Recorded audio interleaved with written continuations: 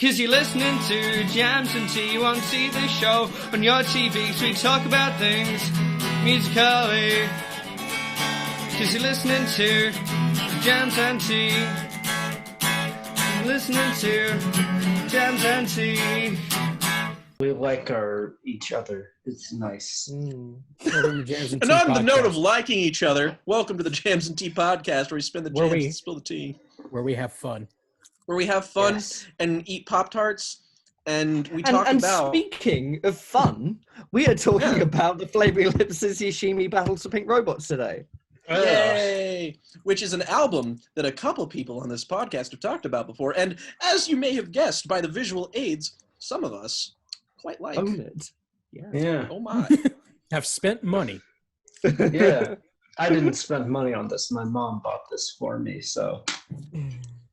Hell Okay, yeah. so Congratulations. The Flaming Lips, we actually talked about the Flaming Lips a couple of weeks ago when their new album American Head came out. We reviewed it on this We did? podcast. Go check that out if you're interested. I don't remember that. But this is sort of classic era Lips. So 2000s?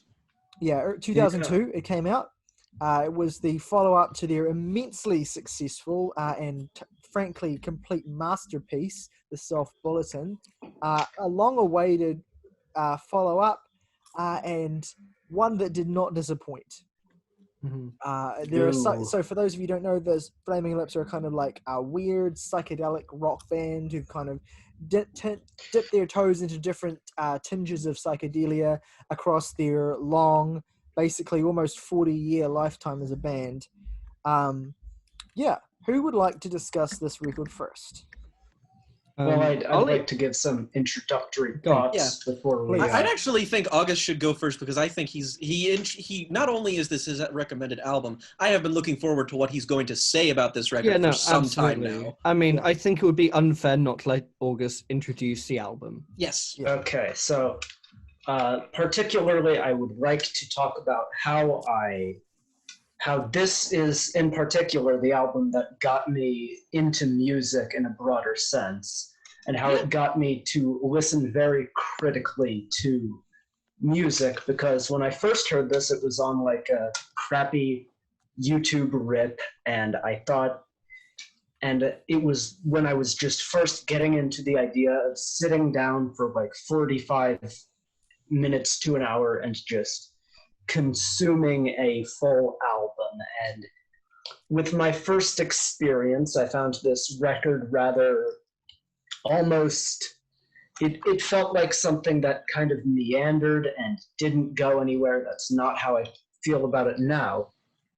But despite that, after my first listen, I had the inclination to kind of keep returning to it and listening to it over and over throughout the years, and it's become one of my favorite albums of all time for its just for a ton of the elements to do with this album, like how it is something where there is this debate about the conceptual merit of the album or not, or whether you just think it is a collection of tracks. And I guess right off the bat, I'd just like to get everyone's brief thoughts on what you think in terms of this album. Like, do you feel it's a concept album or just songs? I was under the impression that it's sort of like, I haven't read anything about it, but I was like, while listening to it, I sort of always got the impression that it was like, the first half is one story, and it just kind of ends, and then the other half is a different story, but with the same main character? Kind of, I think. I haven't really paid that close attention to it, just because what I like about this record is mainly in its immediacy, texture, sound, its richness, its very primal and kind of appealing sound. Like when I think of psychedelic rock and like dream pop and all those things that they like put together, this is like the quintessential album I think of, even for the Flaming Lips in general. So, like, I've tried to do that, but I always get a really vivid picture in the first half, and then the second half, it always just sort of feels like it's something different, like past the actual, I think, basically side 1 and side 2, actually. It's like fight Okay. test through In the Morning of Magicians, and then ego tripping through Approaching Pavidus Moon by Balloon. Yeah.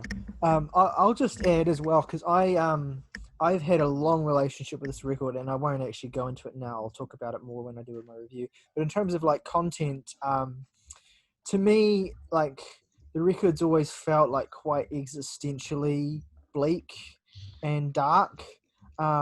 Like there's optimism that runs through it, and I mean it comes to the fore, especially on tracks like Do You Realize and stuff. But to me, it's kind of like a bittersweet album. It's like an album about like confronting a darkness or confronting death, and trying to learn from that rather than just like sort of succumbing to the darkness. A lot of people have kind of talked about, I don't know if it's something that the band have kind of like encouraged, but a narrative did develop around the time the record was released, that it was kind of like sort of a conceptually about like cancer, and specifically that the title track was about kind of like battling cancer, and that the pink robots were like metaphorical for that. But I've never really kind of dug into that, so I'm sure Same. you'll be familiar with that concept. Well, and you might be able to talk you're about it. in luck because I have. Cool. So I'll let you do that. That's- But like to yeah. me, I don't read it the whole thing through that lens. I just see that as one particular interpretation of this more broader interest in like dealing with darkness, basically, and dealing with existentialism. Specifically, too, I find that at least in the first half, I find a lot of parallels to anime, specifically that of Gundam in the subject material and imagery. A lot of Evangelion stuff, which I think is maybe not unintentional, considering the tone of Evangelion is basically the same thing, and the album is also, reflecting the confronting inner existential darkness. And Yeah. I always saw the main character, at least of the first half, as sort of a Shinji alike, going through some sort of coming of age in a respect. But one thing I am interested to see if you have some insights about August is specifically. I've always been really deeply moved in a way that I can't quite explain by the track One More Robot. But I can't figure out how It's it a very good relates song. to the other kind of topics. Because it seems to be more very specifically about, a robot. And I can't figure out, I would love to hear your thoughts on how it relates. Look. All right, let's okay, so The fuck was that? what? guaranteed. I was trying to do like a snake oil salesman, like hawking in New York. It's like, get a piece of this here, but I did a very bad job. But anyway, look, this album was almost definitely made on many, many drugs. Well, I mean, yeah, I didn't. Unquestionably. Yeah. Yep. For sure. But like one thing about the whole, I'm- because the Flaming Lips get associated with drugs and like being this No. druggy But band and stuff. my point is that there should be no. I'm not saying this album should be defined by that in any measure at all. And almost not what I appreciate about the Flaming Lips is to do with a drug experience. But I'm saying songs deviating maybe from a narrative structure on this album is understandable. Given I know, but I was asking August I was saying I was curious to see how he felt it related to that narrative that he had already Okay, alluded to. so I guess I could, Morgan, unless you have some thoughts you'd like to relay, I can just kind of dive into my... Yeah, in terms of the concept, it was I feel like it mostly reminded me of like Pink Floyd's "Wish You Were Here." Mhm. Like there are parts of that record that are inescapably tied together conceptually, but there are occasional diversions in both sound and theme across its runtime, even sometimes in the same songs. So I honestly didn't give it much thought. I think it's just All right, 6 of one, half dozen of the other. fair enough. So, on the conceptual nature of the Flaming Lips as Yoshimi battles the Pink Robots. Let's start. So I feel it makes sense to just start from the beginning with the song Fight Test, which is very clearly a piece from our protagonist of the entire, well, I would argue one of our two protagonists for the entire story, but our main protagonist who is going through this song. I feel almost this is a kind of coming at the very end of his journey, but we are putting it right at the start with his reflections on feeling like he was in the right, but in retrospect, realizing how many of the decisions he made were wrong, his false sense of maturity. It is ultimately a reflection on that, and I will kind of circle back around that once we get to the end of the record, but that's kind of what you need to know going into this.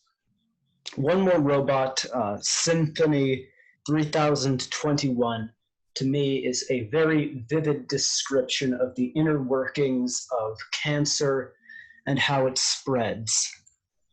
The line in particular that for me unlocks this, when its circuits duplicate emotion and a sense of coldness detaches as it tries to comfort your sadness. Cancer, of course, being a failed replication of a cell and how that continues to replicate incorrectly, compounding on itself. Failing, and it continues to fail to correct its mistakes, becoming a greater and greater problem as time goes on. And that's just the very immediate reading of that. Yoshimi Battles the Pink Robots, Part 1, being a song that just gets across the point of it describes Yoshimi, the secondary protagonist, our main protagonist being the person from Fight Test, assessing his own failures, and Yoshimi being the titular character. It is described that she has to discipline her body, and it's demanding to defeat those evil machines, which I think is a very obvious metaphor for chemotherapy. And there's also the line, she's taking lots of vitamins, which that's a little cheeky, but I think that can that's very easy to get across. It's always kind of like struck me as I've gotten older how kind of funny that line is. Like, she's got to be strong to fight them, so she's taking lots of vitamins. Yeah, but like, this track Power does Rangers also, or something. Yeah, Gimme Flintstone Gummy. Whereas, like, when I was 5 or 6 years old and I heard that line, I'm like, yeah, you would, wouldn't you? You would. Just imagining little Tyler be like, yes, I do understand this. What else is one to do in such a situation? Yes. I mean, those Flintstone gummies hit different. This is how I shall discipline my body. I know from personal experience, whenever a pink robot challenges me to battle, vitamins are the most important thing that you need. Yeah. Of course, yeah, the pink robots, pink being the color associated with cancer awareness. And what's interesting on this song that ties it back to this idea of a protagonist looking back on how he has been wrong is his affirmations throughout the song, basically saying, oh, you gotta defeat the cancer, don't let it eat me, kind of showing an ignorance as to how cancer itself works, and just a kind of general ignorance, perhaps giving us this idea that he has not been properly caring for Yoshimi in the way she needs him to care for him. for her rather. An inherently selfish perspective, because like if Yoshimi loses, he's focused on how it will affect him and not how it will affect her. Exactly. And then we've got the Yoshimi battles the pink robots part 2, which is just one with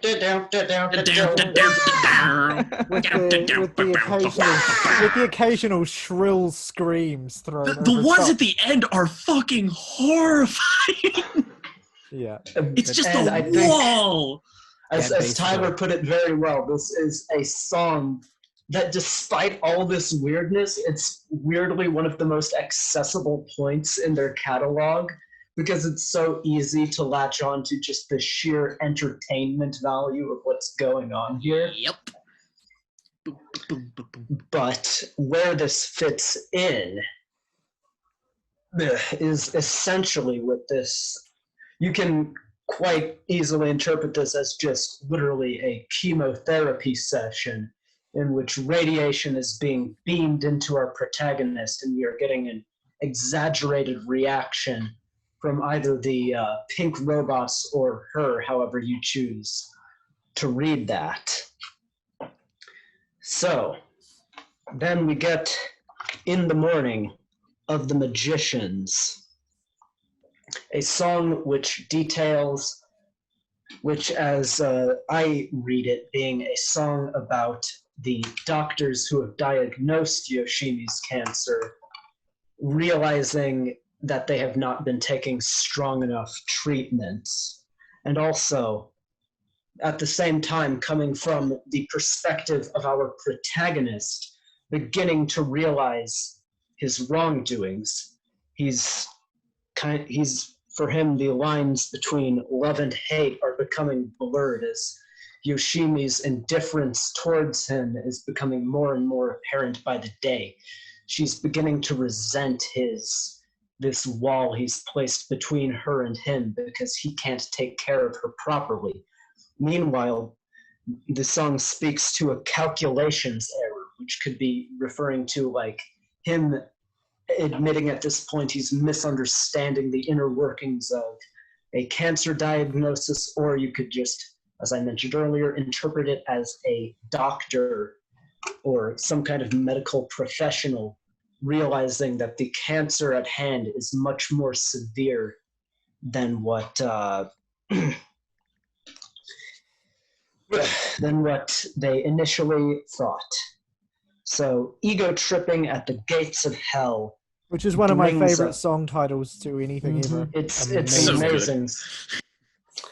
It's quite good, and the song opens with the line, "I was waiting on a moment, but a moment never came. All the billions of other moments were just slipping away," which I think is an immediately powerful sentiment of just wanting someone to get better, but things just keep getting increasingly worse and increasingly worse. The moment just never coming. Yeah, quite obviously, but it's an interesting song. You can also take this from Yoshimi's perspective of maybe even feeling a bit more confident at this stage now that her partner is coming to understand and accept her cancer diagnosis. She is ego tripping at the gates of hell with the feeling that she just might get out of this. There's the slimmest possible chance. Are You a Hypnotist is a song that some kind of the hypnotist. This song fucking banger. Like, not banger's the wrong word, but it blew my mind when I first heard it as a little kid. I remember that so vividly. It makes you feel like you don't have to take psychedelics to experience the high. Yeah. I will say very quickly that out of all of the Flaming Lips records I've listened to, which is 4, this is the one that isn't American Head that reminds me the most of that album, their latest. This song specifically would fit so well on that record. I can see that. and yet I feel its conceptual place here is equally interesting. Are You a Hypnotist being a piece about, as I see it, a snake oil salesman giving some kind of false cure to Yoshimi's cancer, basically being kind of eclipsing. The song uses the line, "The sun eclipses behind the clouds," while the sun eclipsing is an incredibly rare and fascinating event to happen on Earth. Saying it eclipses behind the clouds is kind of a tongue-in-cheek, ironic version of that, making this grand event seem incredibly mundane, as is the powers of this supposed snake oil salesman, this hypnotist who is giving false promises of a false cure to cancer. It's summertime. The next song opens with the two lines, "It's summertime and I can understand you feel sad." What this describes is Yoshimi's last summer on Earth, a period where she has to embrace all the remaining beauty she can from the world, while still knowing that she will be dying shortly. Then the track "Do You Realize" gives us... Fuck, I love this song. This is, I feel, between "It's Summertime" and "Do You Realize" is the point at which Yoshimi has finally passed away, and it has now struck our main character that he has lost someone incredibly important to him. He has to realize and come to terms with the fact that everyone, and that we as an audience have to come to terms with the fact that everyone we know will die, everyone we've ever met. And it's about embracing that and having to enjoy our time, appreciate the people we know for every aspect of them. Do you realize you have the most beautiful eyes? And then we get to "All We Have Is Now," the penultimate track on the record, where our protagonist wishes to meet a version of himself from the future, kind of hoping to have this moment of this kind of confirmation that things may at some point get better. It's that vain hope, but in the end he has to come and accept that the future, that the future is kind of, it's not a set point you can time travel back from. It's not a point you can meet yourself from. It's a point where you have to get there on your own, because all we have is now, as the title says. And the closing instrumental gives us a callback, and in a sense, to Yoshimi Battles, the Pink Robots Part 2, this time being about this time just having... Oh, what the hell? Sorry, I just got another Zoom call come up. That was weird. Tell it to fuck off. Yeah.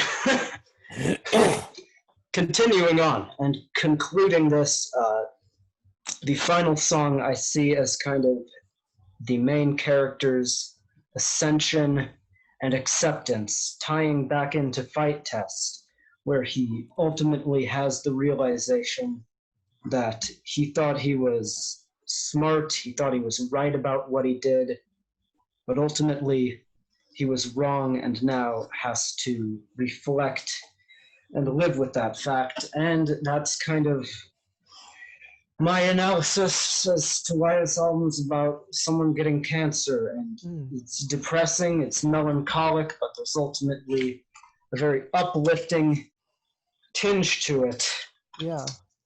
If I can... Sorry. One more detail I'd like to speak on. Please do. And it's a detail which is hidden in the CD itself, where if you look on this spine right here, It says, "You have found the secret message. Do you have too much time on your hands? Let it go." I'm gonna beat the shit out of Wayne Coyne. Fight, Interesting. Yeah. fight this man. So, as someone who grew up with the Do you want CD do you want copy do you of want to that, fight the pink robots, Morgan? Shut up. as someone who grew Yeah. up with that CD, I never saw that secret message, so I'm starting to feel like a bit of a right knob. Fine. Well, if you I was- didn't feel like a right knob, Wayne Coyne would call you one. My I favorite. was starting to feel like a left knob. Hang on. As a bonus for the show, my favorite bonus thing that has ever come with a piece of media,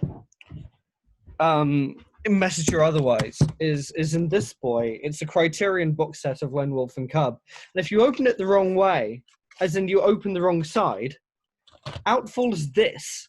And if you unfold it, it is a map of how to build your own killer baby cars. What the fuck? Okay, cool. What? Interesting. Yeah. Fucking weird. Yeah. That's awesome. A nice Easter egg. So anyway, Isn't it just? Yeah, so can Yoshimi. I go next? Because I just want to like comment a little bit on Do it. Morgan's Go on. Do it. interpretation. I can't really offer a different interpretation because there's a lot of great detail in there. But I will say that while I was aware of the cancer interpretation, as I alluded to before, I certainly hadn't dug into it with as much depth as August had and has just now.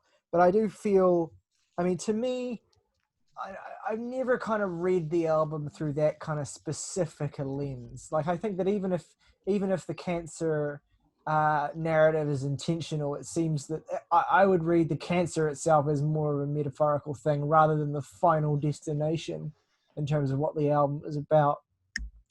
But I do like that. I like the holistic quality of that interpretation, like the way that it threads across the whole album and has an actual kind of like linear progression. But to me, this has always just kind of been like an album just broadly about kind of wrestling with your own mortality and wrestling with kind of how finite existence is, and how kind of hollow and vulnerable that we are as people.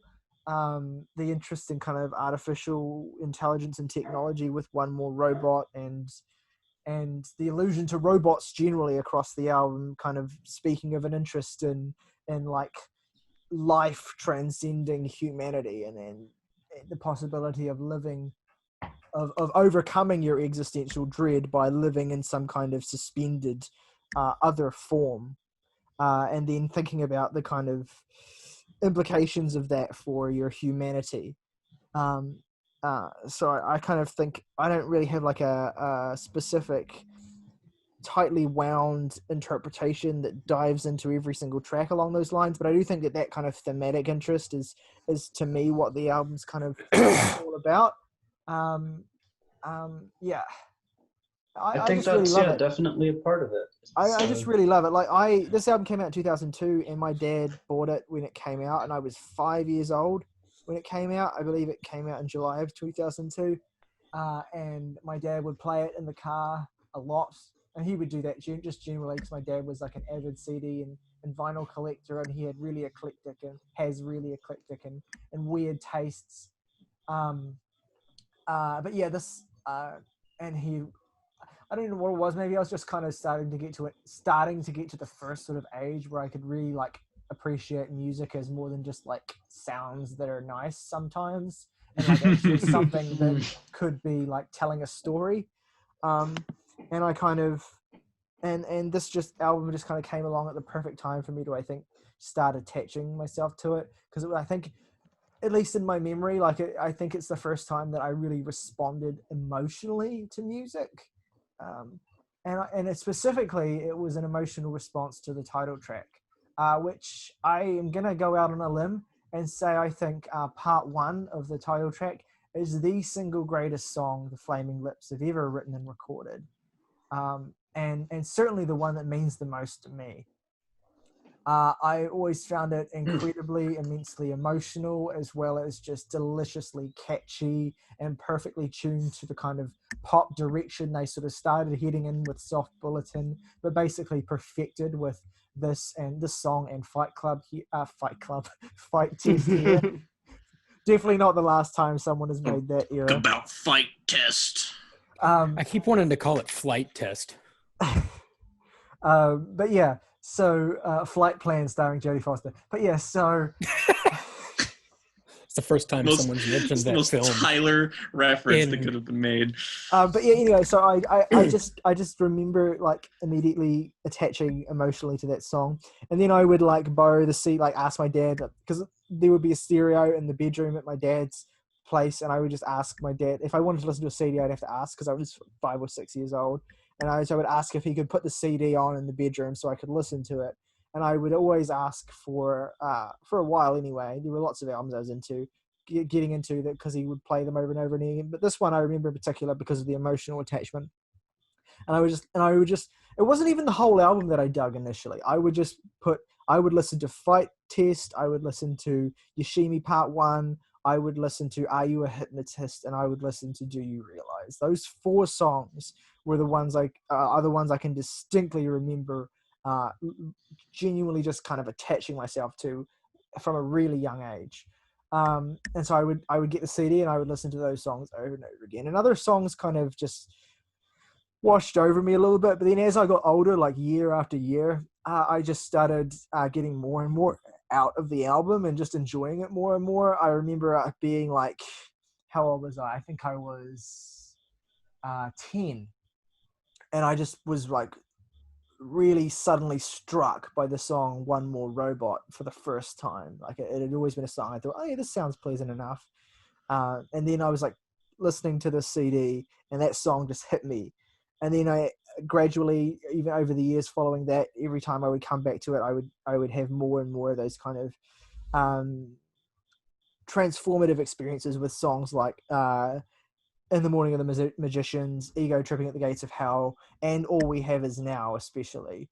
I think All We Have Is Now, the first time I can remember having like a full-on, or as much as a kid can anyway, having like the child's version of an existential crisis, was listening to that song and like thinking about dying and stuff and actually like confronting that.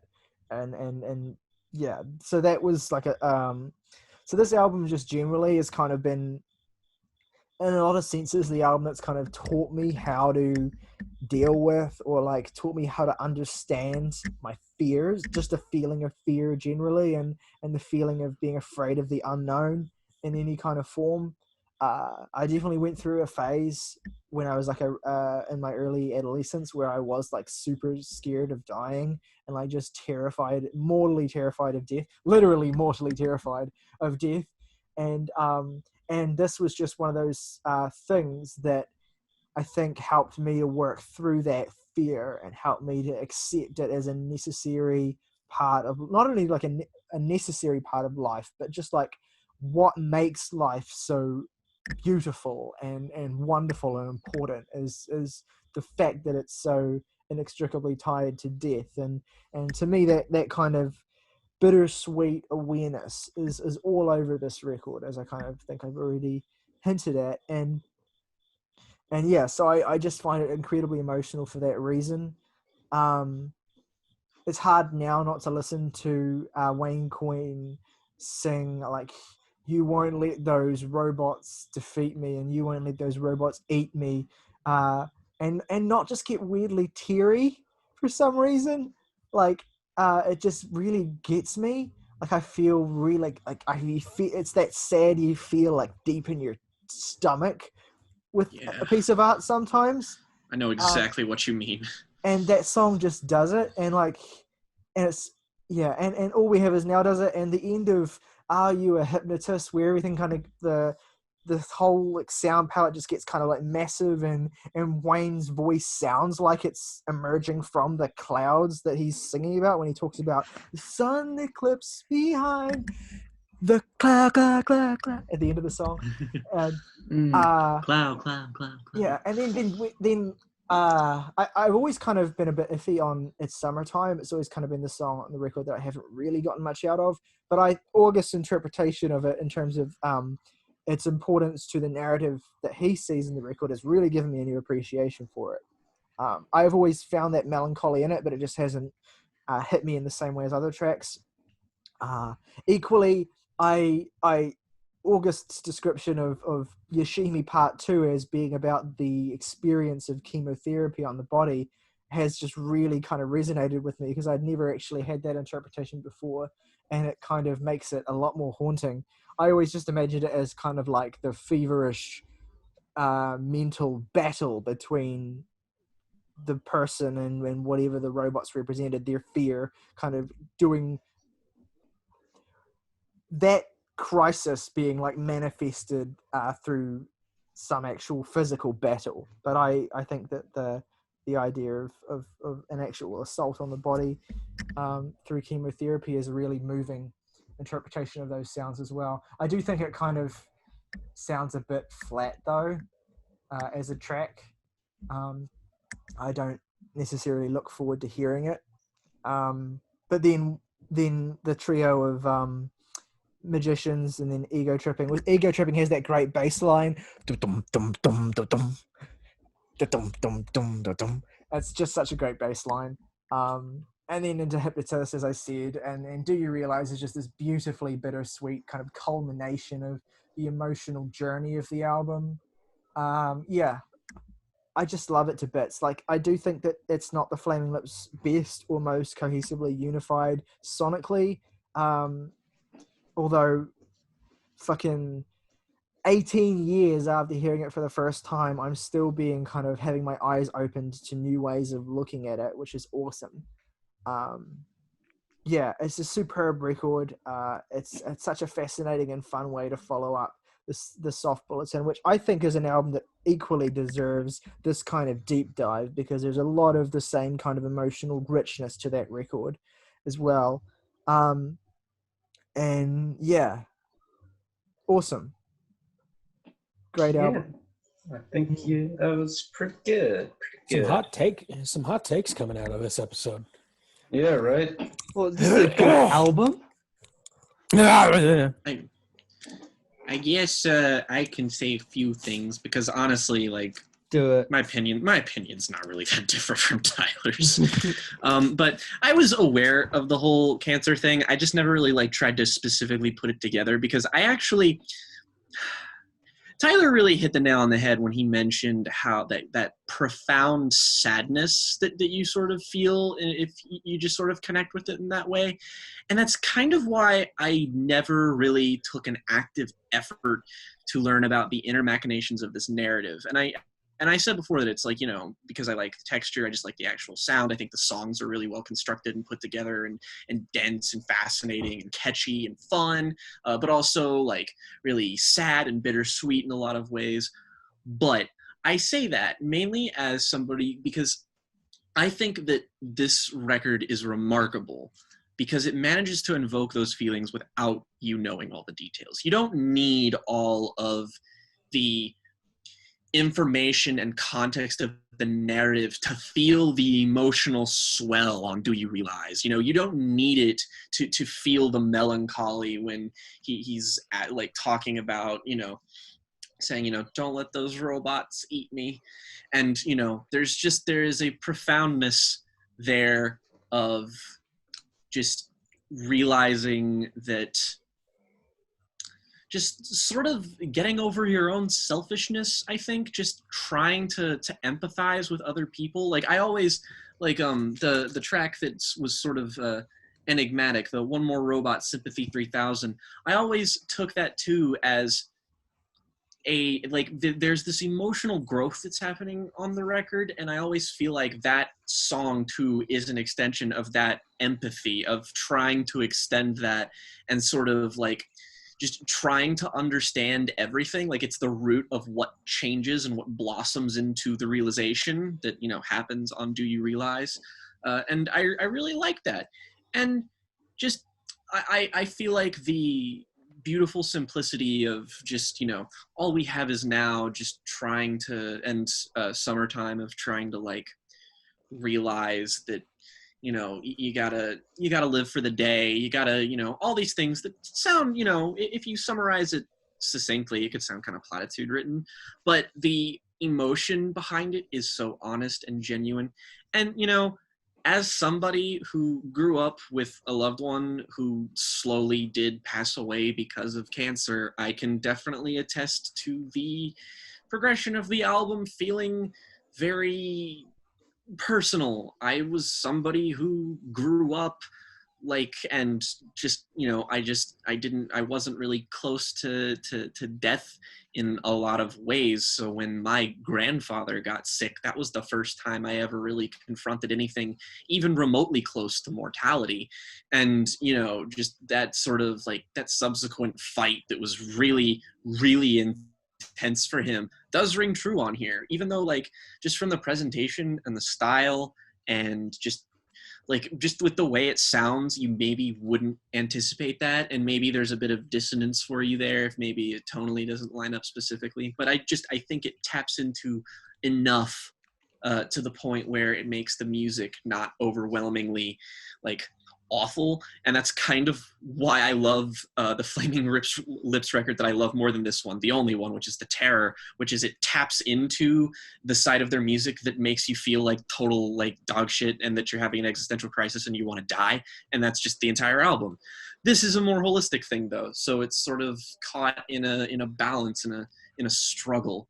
And I remember as a kid, that was also one of the ways I learned in how people died, is that I had to extend my empathy, and I didn't really think about death. And I, like Tyler, went through a period where I was mortally horrified of dying, just because it's a terrible, unknowable concept, and when you're a child and you're small and vulnerable, that's just kind of the way shit goes. But then you sort of see this happen, this progress in front of you, and the progression from like specifically the music, like not even the narrative, toss the narrative aside for a moment. This music's what that sounds like. And then that's why I love the song Do You Realize so much. My favorite song on the album, probably my favorite Flaming Lips song. It is absolute and pure euphoria. It is just the emotional climax of the record. It is accepting things beyond yourself, out of your control, just trying to make peace with it, and finally being okay with it, even though you acknowledge that it's painful and sad and devastating, and it's so beautifully euphoric. And I think it has to be that in a way, just because it makes you able to digest something as terrible as the concept of mortality. And then sort of the ending suite. So it's a beautiful little come down, and I just think it's a very sonically ambitious album. I think it's adventurous. I think it adheres to whatever structure it needs to adhere to get its point across. And I think the fact that you do not need the tangible details of the narrative to feel the emotions that this record wants you to feel, and have an experience like mine that identifies with it, that has made me grow to love this as much as I do, I think that is what makes it so incredibly special. Nice. Absolutely. Okay, wow. I compared all three of you, my thoughts on it seem somewhat insubstantial. So I don't think I should go last. And you've all gone. So I would like to go now. Go ahead. All we have is now. Ooh, good stuff. Like the song. Finally, we got it. We did it. Everyone can go home now. Right. I am home. That's the problem. No. I'm really glad I have whiskey in this tea. Anyway, I love August's reading of this album. I had never considered it in my life. It makes a lot of sense when you explain it. But unless you're like a handful of concept albums, I tend to listen to it and see the progression of a story, understand it's there, see the hallmarks of a progressive narrative, but I just engage with it much more as a thematically tied group of songs. And my appreciation of it, unless you are a select few of albums, like The Wall or Tallahassee, the story is much more pleasant window dressing to me. That being said, the window dressing is very pleasant, and it helps the album a lot. And when you see the emotional arc across the songs, it really enhances the listen. My favorite Flaming Lips record is Embryonic, which is... That's the first time that sentence ever been spoken out loud. But it's me. No, you never know. It's a pretty dope album. I would not be surprised. No, it is dope. I'm just saying, Embryonic is no one's favorite Flaming Lips album. Except me. Why do I have so many takes like this? Just like why do I have this? The Terror. Why do I have so many favorite albums by artists that are no one's favorite? Anyway, cool. Thank you. Embryonic is a tight, claustrophobic, scary album, and although this deals with scary themes, the sonic palette of it is much more, do you want to lie back on a sofa and chill? Because we can do that. Yeah, man. Yeah. Like, I can do that. Even if they're keeping the psychedelics out of this, like, you're sitting back in a chair smoking a joint and watching Bake Off with this record. It's just real chill. Not wrong. Even when it's at the less chill moments of the album, of which there are many, it's still fundamentally a relaxing listen. And that's part of why I love it. Songs like Flight Test and Yoshimi Part 1 are just so satisfying on a sonic level. The whole album is satisfying on a sonic level. Tyler, you all right? Hell, what just happened? Oh no, it's okay. It's just we hit a Saoirse called it Flight Test again. Tyler's facial reaction was just. I was like trying to decide whether to say something or not. I have it written as Flight Test in my notes, so. Well, that would be incorrect. Okay. Then, what's it actually called? Fight Test. Wait. Oh, what? Fight. As in without the L. Yes. As in throwing hands. As in club. That's why. Okay. That's why I called it Fight Club by mistake. Oh, yeah. well, I thought that would still be funny if it was called Flight Test. Anyway. It is funny. Like, it's a good joke. Yeah, it's a good joke either way. That's probably like what the title is. Yeah. The joke. The title is probably a joke. Oh yeah, absolutely. Yeah, the Flaming Lips are a very cheeky band. Yeah. So yeah. I mean, was Fight Club a cult classic by then? I'm gonna guess it was. Anyway, Probably. yeah. 2 years, that's long enough. I think Fight Club was a cult classic the minute it came out. Yeah, that's fair. If you were cool, you liked Fight Club the entire time. Well, look, the thing is about Fight Club is it was critically assaulted and bombed at the box office, and then when it was released on video, it became a cult classic. It should. But that's beside the point, and it would have been on video by that point, but that's beside the point. Anyway, this is an album that I listen to and I vibe with so much, and as soon as August explains the story in the way he did, or release an interpretation of the story that I find particularly compelling, I see how the reason that I vibe with it is completely linked into an arc that I resonate with, in terms of the mood of each song tells the story without considering the lyrics. And basically this is the Suspiria of music, is what you're saying. Yes. And that is super fucking impressive. Suspiria, Fight Club used to be my favorite film. Suspiria is my new favorite film. Wow, I really brought that full circle. Yeah. Everything is connected. Circle. I don't necessarily want to talk about... consciousness, man. I don't necessarily want to talk about any song in specific because my thoughts are really holistic. This is a fun record. I have a fun time with it. I find the sci-fi narrative cool as fuck. Working in the cancer narrative just makes it better. And it was already really good. Listen to this record. It's phenomenal. The sonic texture of it is so rich. It is just, if you listen to it with headphones, with your ears awake, It is so rewarding on a production level. Just every sound is so immaculate, even without the psychedelia influences. If this was just released as like an alternative folk record, like the last couple of Beck records, it would be great. God, Yeah, Beck be interesting again. Please, God. Yeah, it would actually not be like the Beck records, the last few ones, because it would be interesting and good.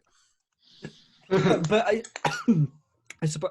Oh God, Yeah. Beck is killing him with Scientology. I suppose my point is more that the last couple of Beck records, although they have the psychedelic folk influence of this anyway, clearly are influenced by records like this. And this is better. My point was just that I wanted to take a shot at Beck. I don't know. No, but my point is like he's a Scientologist. The last couple of Beck records are sort of acoustic songs with heady. No, I think you're thinking of Morning production. Phase, which he has released 2 albums since that one. Although I did not know that. I was going to say, we shitty- could forgive Saoirse for not knowing that because they are albums that have had the impact of a stiff breeze. Okay. The last time I cared about Beck was Morning Phase. The last time anyone did was. Well, So that's I can't blame That's you. a mediocre album as well. Morning Yes, Phase. it is. Yeah. It absolutely is. Okay. So can we please move past my lack of knowledge of the last 2 Beck records, please? I don't even know where we got to Beck from. Like, what does Beck have to do Well, with I mean, this? My that's point the was thing. more. I can't even remember how I got onto it, but it made sense at the time. I have had whiskey. Can we move on? I have also had whiskey, so. This is a good record. I love it to pieces. That is enough. And Beck sucks. Beck is a Scientologist. Fuck him. Beck, more like hack. Jake, could you clarify? I'm not quite sure if Beck's a Scientologist or not. Okay, you haven't He is. seen it. You haven't seen it enough times. He is. He is a Was Scientologist. he Did you know? born a Scientologist? Was he born or did he convert? No, he was. Is anyone born a Scientologist?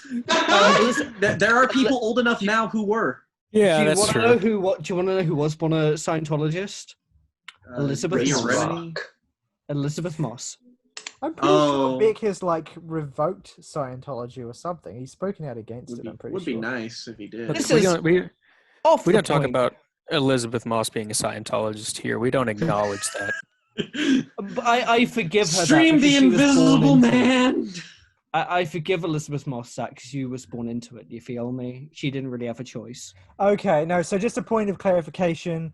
Beck has said, I am not and have never been a Scientologist. My dad was a Scientologist, and so people started saying I was a Scientologist. Well, So there you go. sorry, Beck, Beck. what an arc I that formally has been apologize. over the past Yeah, I was 3 gonna say, minutes. I'm so sorry, man. That Well, he sucks. still makes mediocre music, so Yeah, whatever. Colors is the most boring He's got a lot of album. good albums. Look, He's got a lot of good albums. That He just has none, a lot of, of good none of them albums, have happened in the last 10 years. Even on his mediocre. he makes albums, mediocre he music. Even on his mediocre albums, he has some great songs. I will say that. That's true. That's true. Well, at least Welcome on to Morning the Beck Phase, there's a and few Beck great songs. podcast, where we spill the Beck and Beck the Beck. Spin the Beck. We will, at some point, review a Beck record. I promise. We Just will edit at this whole some section point. out. We will at some point feature Yeah, Beck as this a is guest on the shit. show. Beck has This- some great albums. Legit. I'm not going to take... This is Okay, a so You can my slander the opinion- last 10 years of Beck all you want, because I agree. But don't say Beck's a shit artist, because he's got Okay. some great albums. I didn't. So everything not. I've Sure. said about Beck and the Flaming Lips, replace it with just Morning Phase, and let's move on. Yes. Hey Morgan, what do you think about Yoshimi about being robot? That's So pretty Morgan, damn good. What do you think about Morning Face? It's. I mean, it's Oh. Digging it now. I'm just digging it. Light 6, moving on. somehow better than people give it credit for, and somehow worse than people give it credit for at the same time. Yoshimi battles the pink robots. If there is a genre that I have yet to find something that makes me fully get on board with it, psychedelic music is that genre. Just very rarely, if ever, does a whole lot for me. And admittedly, that is a bit of a hang up here, just not really being a fan of the psychedelic genre. But that said, this album is consistently gorgeous, atmospherically resplendent, lyrically moving. It's just a beautiful 47-minute chunk of music. And everybody else has done such a great job elaborating on that, so I won't sit here very long with that, just repeating what everybody has said. Yeah, it's really, really good. I don't have a whole lot in the way of insight. I've only been sitting with this a week, and everybody else has like 20 years on me. One thing I will have say, 2 weeks or 3 because I listened to this in prep for American Head for the first time. one thing I will say to you, Morgan, is that if you're not super into psychedelic music, I think you should still really give the Soft Bulletin a try. I think you'll like that album, and the reason you I will. think you'll like that album compared to this and American Head is that the songs are much less focused on the atmospherics, though they're there, and much more focused on the songwriting. Especially the opening track, I think, Yeah, which is that's one of an my album favorite where the songs. psychedelics are just kind of part of the vibe. but the Also, songs, Clouds taste metallic in yes, that Clouds same plays metallic as vein. well, but Soft Bulletin is where it all kind of clicks for me, and I think Morgan will really Mhm. dig that one. That's Like all I that's wanna say. probably out of the 4 I've heard, Sub Bulletin probably my least favorite, but still great. The opening track is probably my favorite Flaming Lips. Hell, song. Morgan might even like Embryonic. Morgan would probably really fuck with Embryonic, I'm gonna be honest. Okay. We're getting ahead of ourselves. Anyways, so Okay. should we do favorite tracks and ratings? Yes. Yeah. All right, Sure. cool. Sweet. Jams in T order? Yeah, why not? Hell yeah. As the J. As Three the favorite J. tracks Do the as the podcast J. official J. The I'm podcast gonna official release J. I'm gonna release a song one day called As the J. Continue. Cool. My 3 favorite tracks are Do You Realize, Fight Test, and Ego Tripping at the Gates of Hell. That's a really hard pick for me to make. Least favorite track, I will say, I think if the record just sort of, it has one tiny itty bitty lull, it might be, I don't, basically I just don't love it as much as the other songs, and that's It's Summertime. But that said, it is a great album. That's my least favorite song, and I would give it a strong 9 out of 10. One thing we forgot to mention as well about this album that I'm surprised didn't come up is that the Flaming Lips were sued by Cat Stevens. Oh, that's right. Over the song Notice that. Over the song Fight Test because it steals the melody from Father Cat and Stevens' Son. song Father and Father and Son. Son. I noticed that as I was listening to it. I was like, this is an interpolation of Father and Son. And Father and Son is one of the best songs ever written. And yet this is also great. What it is it's actually it was enough for Cat Stevens, I believe, to win the lawsuit against the Flaming Lips. So that's an interesting point. It's because the vocal melody is the same. Yeah. But personally, both great songs. I'm just gonna say it. I like Fight Test better. As do I. Yep. That is an acceptable take, but Father and Son is one of the most important songs to my whole life ever. That's also an acceptable take. My counterpoint is it's the same thing except Fight Test for me. Cool. Well, anyways, my 3 favorite tracks, obviously Fight Test, Yoshimi Battles the Pink Robots Part 1. Oh boy. And I'm gonna go Do You Realize? Least favorite. Ooh, gosh. Just, it's like with Jake, my least favorite is just the one I like the least. It's not a bad song. But I'd have to, oh boy, I'm even questioning this decision. I might go with Ego Tripping at the Gates of Hell. very narrowly, but I love pretty much every song here. They're all great.